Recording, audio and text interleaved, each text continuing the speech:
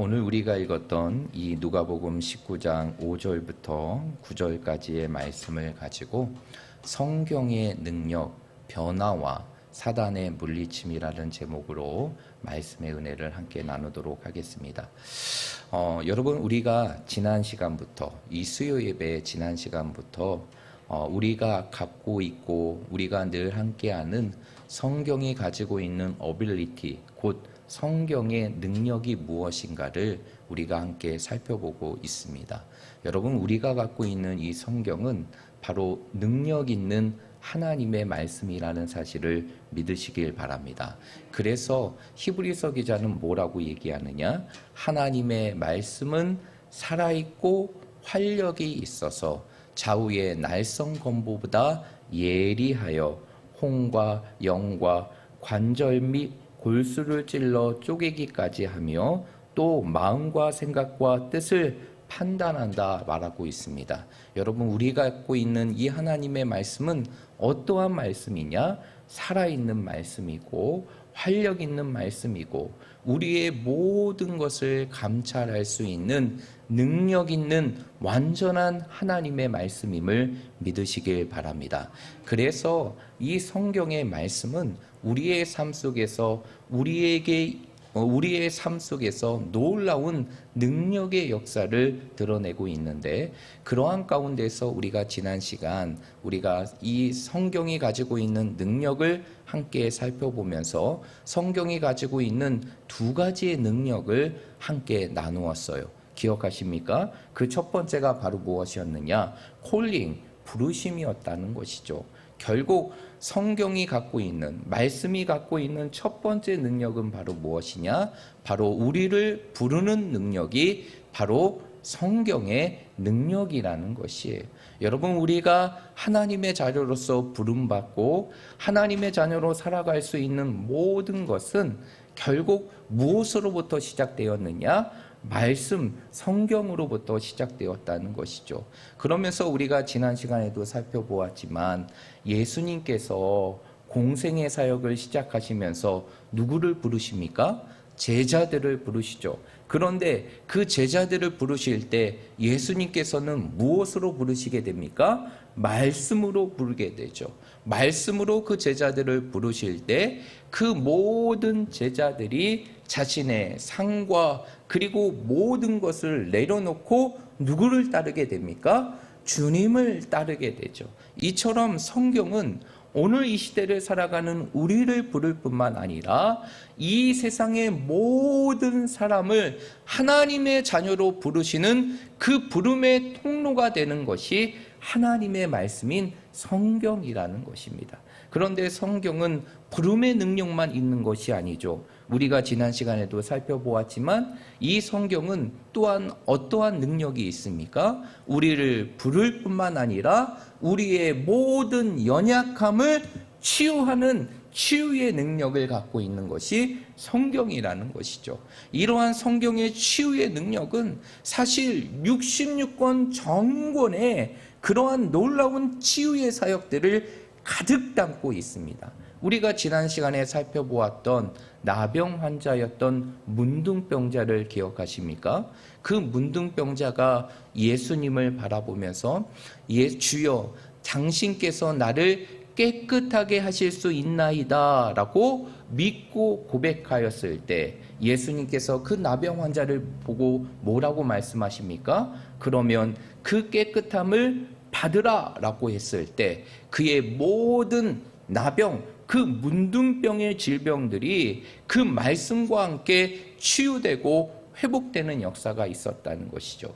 결국 하나님의 말씀은 우리의 모든 육신의 연약함을 치유하고 우리의 육신의 연약함뿐만 아니라 우리 갖고 있는 내면의 아픔과 상처까지도 모든 것을 치유하는 것이 하나님의 말씀인 성경에 있다는 사실을 믿으시길 바랍니다.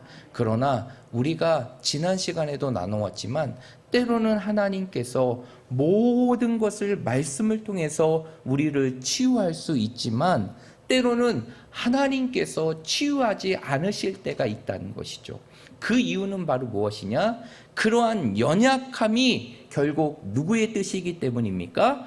우리를 향한 하나님의 뜻이기 때문이에요. 하나님께서 우리의 연약함을 그대로 두신 데에는 그냥 아무런 이유가 없는 것이 아니라 우리를 향한 놀라운 계획 속에서 하나님의 뜻과 계획이 있다는 것이죠. 그랬을 때 우리는 어떻게 해야 되느냐?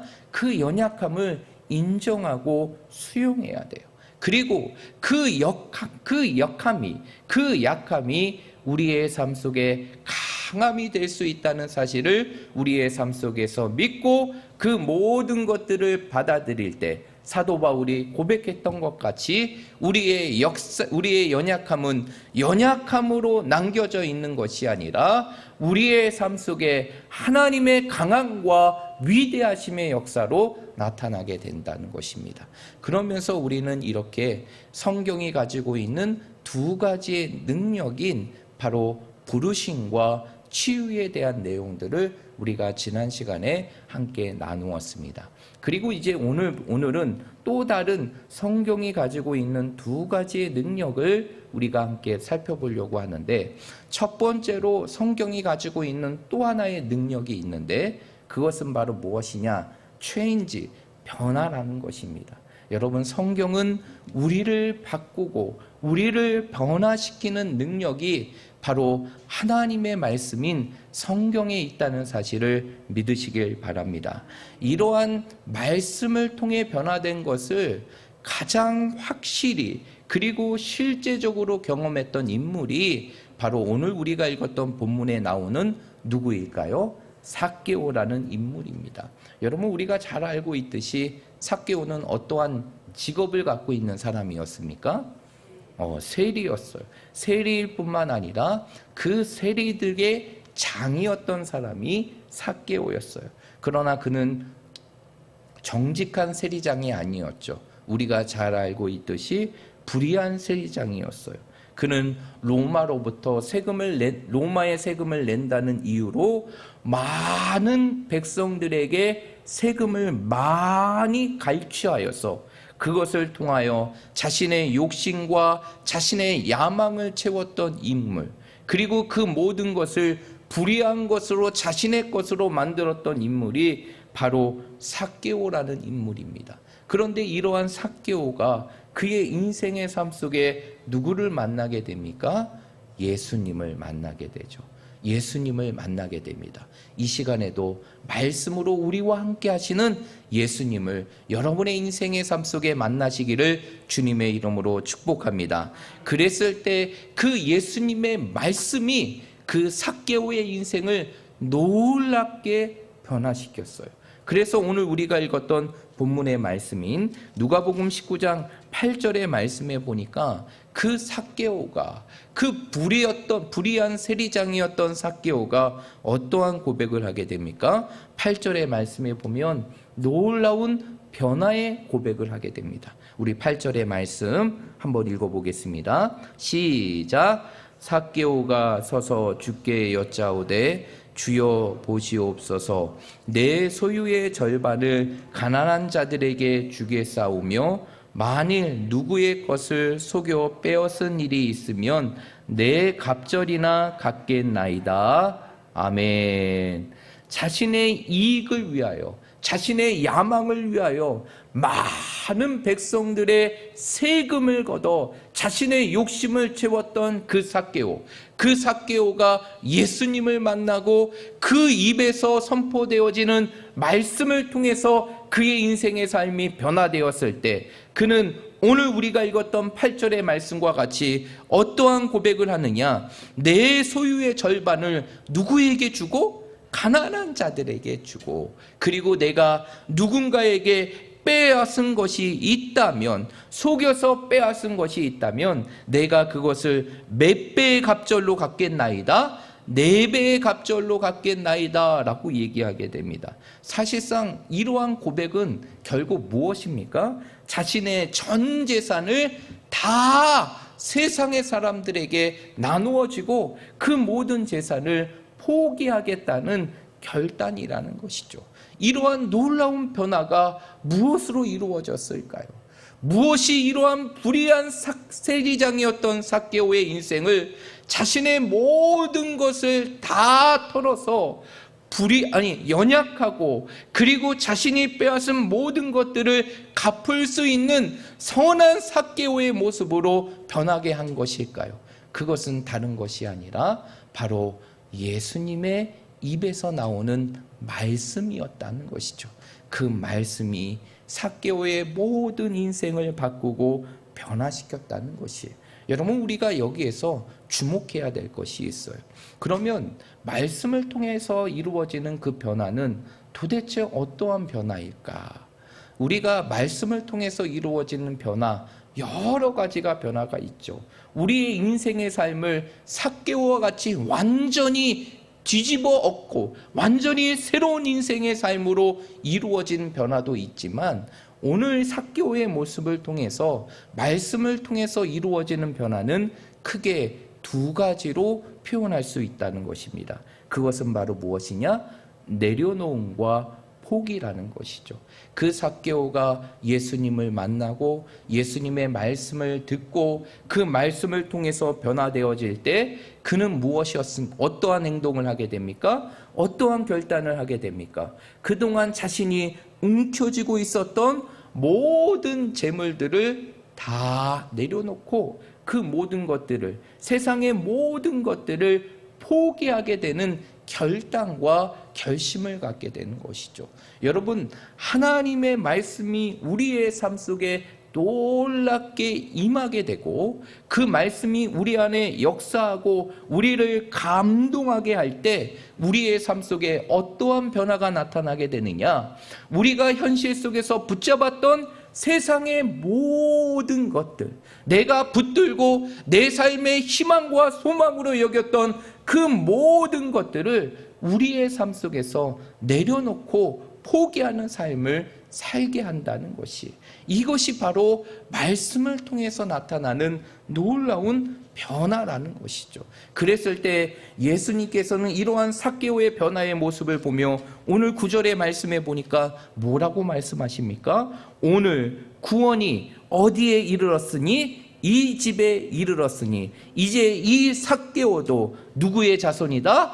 아브라함의 자손이다 라고 얘기하고 선포하게 됩니다. 여러분, 어떠한 사람이 길을 가다가 넓은 강을 만났어요. 넓은 강을 만났습니다.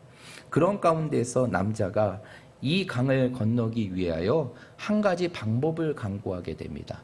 그것은 바로 주변의 나무들을 다 잘라서 그것을 가지고 뗏목을 만들게 돼요.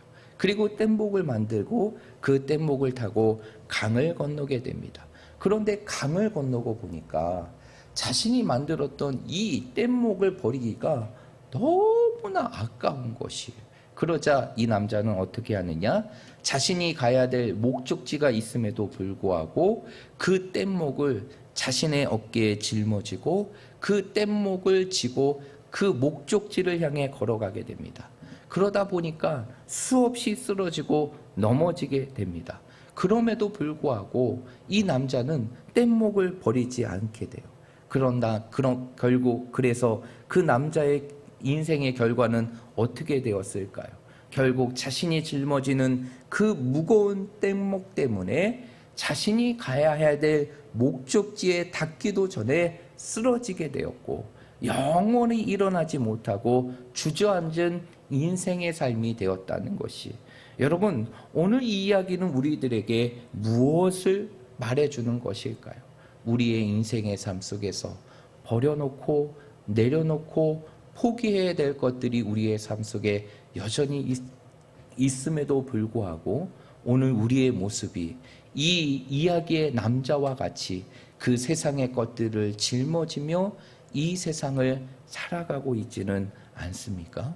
여러분의 인생의 삶 속에서 정말 뗏목과 같이 인생을 살아가면서 여러분들을 짓누르고 힘들게 하는 그 인생의 짐을 무엇을 갖고 살아가고 계십니까?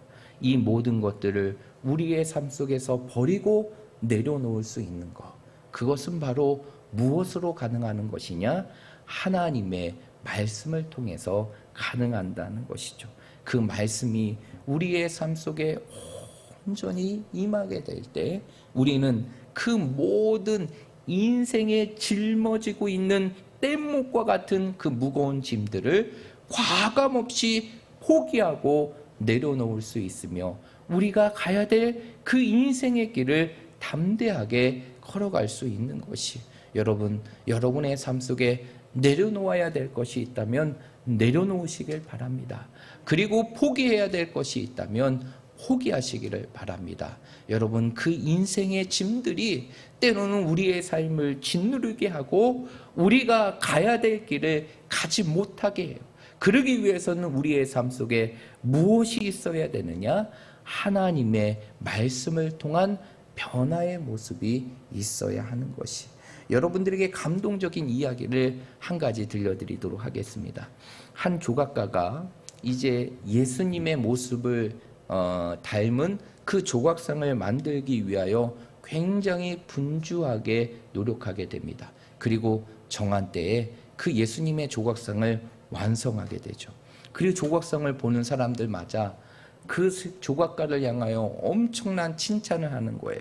어떻게 이렇게 완벽한 예수님의 모습을 구현할 수 있느냐? 마치 살아계신 주님을 보는 것 같다라고 하면서 많은 사람들이 칭찬을 하게 됩니다. 그러한 가운데에서 이제 한 조각가가 그 조각가가 만든 그 조각상, 예수님의 상을 보고 그 조각가에게 질문을 던지게 됩니다. 왜 질문을 던지게 되느냐? 바로 이 조각가도 다른 조각가와 같이 이제 예수님의 상을 만들려고 하는데 번번이 실패하기 때문이에요. 그래서 너무나 예수님의 모습을 리얼하게 만든 그 조각가에게 이 다른 조각가가 질문을 하게 됩니다. 어떻게 하면 당신처럼 이렇게 예수님의 모습을 완벽하게 조각할 수 있습니까? 그러자 그는 그 조각가에게 이렇게 대답했다고 합니다. 나도 예전에는 당신처럼 예수님의 상을 조각하려고 하다가 늘 실패하고 좌절했습니다. 그런데 이번에는 다르게 했습니다. 이번에는 대리석을 갖다 놓고 그 대리석이 예수님의 상으로 바뀌는데 불필요한 것들이 무엇인가를 계속 뜯어냈더니 이제 이러한 예수님의 상이 완성되었습니다 라고 얘기합니다. 여러분, 이 말의 의미는 무엇일까요? 이 조각가가 한 말의 의미는 바로 무엇일까요?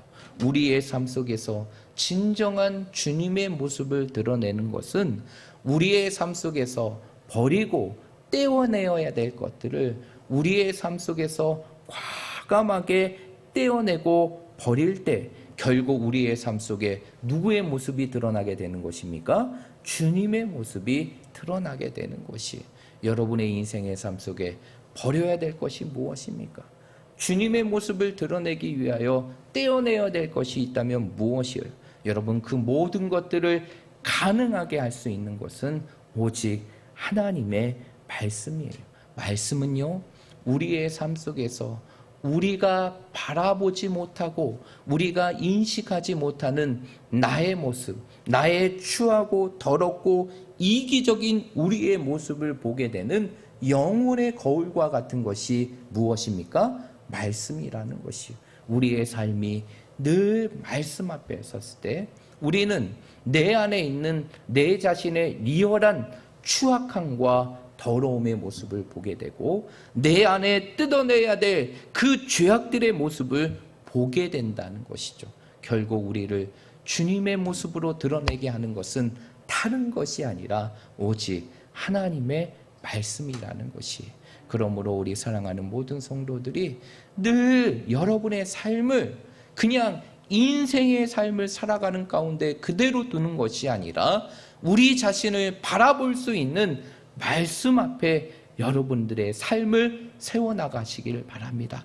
하루하루의 인생의 삶을 하나님의 말씀으로 시작하고 그 말씀을 통해서 내 자신을 바라볼 수 있는 성도가 되시기를 바랍니다. 그랬을 때 우리의 삶 속에서 버려야 될 것, 우리의 삶 속에 포기해야 될 거, 내 삶 속에 갖고 있었던 고집과 아직, 그리고 모든 죄악된 모습들을 다 버릴 수 있는 것이고, 그것이 결국 우리의 삶 속에서 주님을 드러낼 수 있는 아름다운 변화의 모습으로 이루어지게 되는 것입니다. 그러므로 우리 사랑하는 모든 성도들이 하루하루의 인생의 삶을 여러분들에게 주어지는 그 말씀 앞에서 하루를 시작하고 하루를 돌아보며 하루의 삶을 말씀과 함께 시작하고 마치는 삶을 통해서 날마다 영혼의 아름다움과 주님의 모습을 마음껏 드러낼 수 있는 놀라운 변화의 삶을 살아가는 우리 모든 성도들이 되시기를 주님의 이름으로 축복드립니다. 두 번째로, 우리가 말씀을 통해서 또 확인할 수 있는 또 하나의 말씀의 능력이 있는데, 그것은 바로 무엇이냐? 오늘 설교의 제목과 같이 바로 무엇의 능력이 있게 되느냐? 사단을 물리치는 능력이 있다는 것이. 여러분, 우리의 인생의 삶은요, 정말 눈에 보이는 현실의 세계만 있는 것이 아니라 보이지 않는 영적인 세계가 늘 우리의 삶 속에 있다는 것이. 그래서 우리 그리스도인들은 눈에 보이는 육신의 현실만을 바라보며 살아가는 것이 아니라, 우리가 보이진 않지만 이 땅에 현존하고 있는 영적인 현실을 바라보며 이 세상을 살아가야 한다는 것이죠. 그 영적인 현실 속에서 끊임없이 우리를 공격하는 존재가 있어요. 우리를 넘어뜨리고 시험하는 존재가 있습니다. 우리의 믿음을 무너뜨리고 이 땅에 무너진 자로 인생을 살아갈 수 있도록 우리에게 유혹을 던지는 존재가 있어요. 그 존재가 바로 누구입니까? 사단이죠. 그런데 그 사단을 물리칠 수 있는 능력, 그것이 바로 어디에 있다는 것입니까? 말씀에 있다는 것이에요. 여러분, 우리에게 주어진 이 66권의 말씀이 결국 우리를 유혹하는 모든 사단의 유혹, 우리를 삼키려고 하는 모든 사단의 유혹들을 물리칠 수 있는 능력이 된다는 사실을 믿으시길 바랍니다. 이러한 것을 우리의 삶 속에 확실히 보여주는 말씀이 바로 마태복음 4장에 나와 있는 예수님께서 사단에게 시험을 받으시는 사건이에요. 여러분, 우리가 잘 알고 있듯이 예수님께서 공생애를 시작하시기 전에 이제 며칠 동안을 금식하시게 됩니까? 그래요. 40일 동안을 금식하게 됩니다. 이제 금식을 마치고 공생의 사역을 시작하려고 하는 그 예수님 앞에 누가 나타나게 됩니까? 사단이 나타나게 되죠. 그러면서 사단은 그 예수님께 세 가지 질문을 던지게 됩니다. 세 가지 유혹이죠. 이 세 가지 유혹을 던지게 돼요. 그 세 가지 유혹이 무엇입니까? 첫 번째로는 무엇이죠? 네? 그렇죠. 맞아요. 눈에 보이는 이 돌들을 떡덩이로 만들라라는 것이죠. 그리고 두 번째는 무엇이었어요? 그렇죠. 예수님을 성전 꼭대기에 올려놓고 그곳에서 떨어지라라는 것이에요.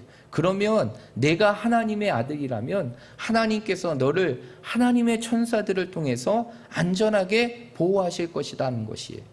그리고 세 번째 시험이 바로 무엇이었습니까?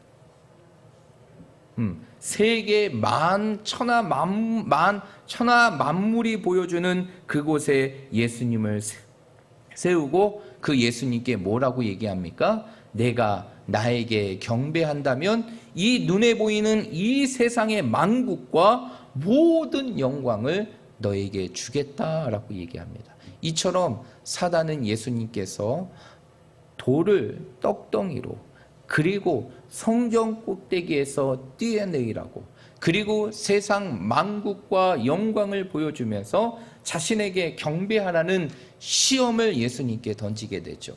그런데 예수님께서 그 모든 세 가지의 시험을 다 무엇으로 이겨내십니까? 말씀으로 이겨내게 되시죠. 말씀으로 이겨내게 됩니다. 이것은 무엇을 보여주는 것일까요? 우리가 이 세상 속에서 우리에게 우는 사자와 같이 덤비는 모든 사단의 유혹과 시험, 세상 속에 단면하는 모든 영적인 현실 속에서 우리가 승리할 수 있는 것은, 그 모든 것을 물리칠 수 있는 능력은 바로 어디에 있다는 것입니까? 말씀에 있다는 것이죠. 그래서 사도 바울이 에베소서 6장의 말씀에 보면 이 에베소서의 말씀을 정리하면서 어떠한 주제를 설명하느냐? 하나님의 전신갑주를 설명하게 됩니다. 그 하나님의 전신갑주를 통해서 이 땅에 그리스도인들이 가져야 될 영적인 무장에 관한 부분들을 사도 바울이 그 당시 1세기의 로마의 군병들의 모습을 비유적으로 표현하게 되죠. 그러면서 사도 바울이 그 이 땅에 살아가는 우리 그리스도인들이 그러한 영적인 전쟁에서 하나님의 전신갑주를 입으며 살아가야 될 우리들이 반드시 갖추어야 될 중요한 한 가지를 설명하고 있는데, 그것이 바로 에베소서 6장 17절에 나와 있습니다. 한번 찾아볼게요. 에베소서 6장 17절입니다.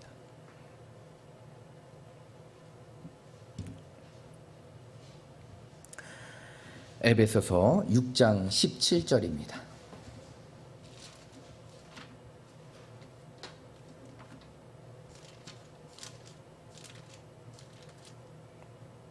(6장 17절) 우리 함께 한 목소리로 읽겠습니다. 시작. 구원의 두구와 성령의 검 곧 하나님의 말씀을 가지라. 아멘. 사도 바울이 뭐라고 얘기합니까? 무엇을 가지라고 말하고 있어요? 성령의 검 곧 무엇을 가지라? 하나님의 말씀을 가지라 라고 말하고 있어요. 우리가 끊임없이 사단이 우리를 공격하고 넘어지며 시험하고 유혹하는 현실 속에서 그 모든 것을 이길 수 있는 성령의 검이 있는데, 그 검이 바로 무엇이라는 것입니까? 하나님의 말씀이라는 것이죠.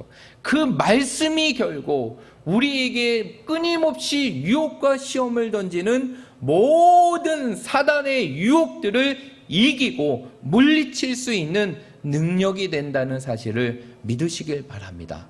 그러므로 우리의 삶 속에 말씀이 없다면, 우리의 삶 속에서 하나님의 말씀으로 우리의 삶을 채우지 못하고 하나님의 말씀으로 우리의 삶을 무장하지 못한다면 결국 우리는 어떠한 결과를 맞이할 수밖에 없습니까? 사단에게 패배하고 넘어지고 쓰러지는 인생, 무너지는 인생의 삶이 될 수밖에 없다는 것이, 그래서 말씀을 갖고 이 세상을 살아가는 것은 우리에게 선택이 아니에요.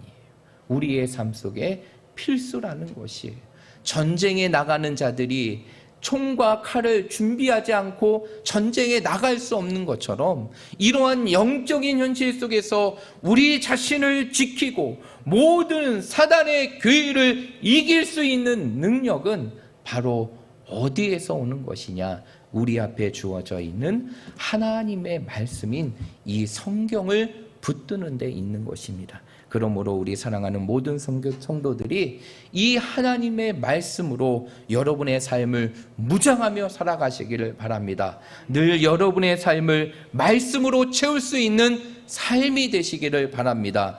여러분의 인생의 삶 속에 날마다 말씀을 가까이 하고 그 말씀이 여러분의 인생을 뛰게 하며 여러분의 가슴을 뛰게 하는 인생의 삶이 되시기를 바랍니다. 이러한 말씀이 우리의 삶 속에 늘 함께 할 때 우리는 사단의 모든 유혹과 시험과 그리고 우리를 향한 모든 공격을 물리치며 승리할 수 있는 것입니다. 우리 사랑하는 모든 성도들이 남은 3일의 시간 속에서도 이 하나님의 말씀을 더 가까이 해서 그 말씀으로 우리 자신을 영적으로 무장하여서 어떠한 사단의 유혹도 단호하게 이기고 승리하며 살아갈 수 있는 우리 모든 성도들이 되시기를 주님의 이름으로 축복드립니다.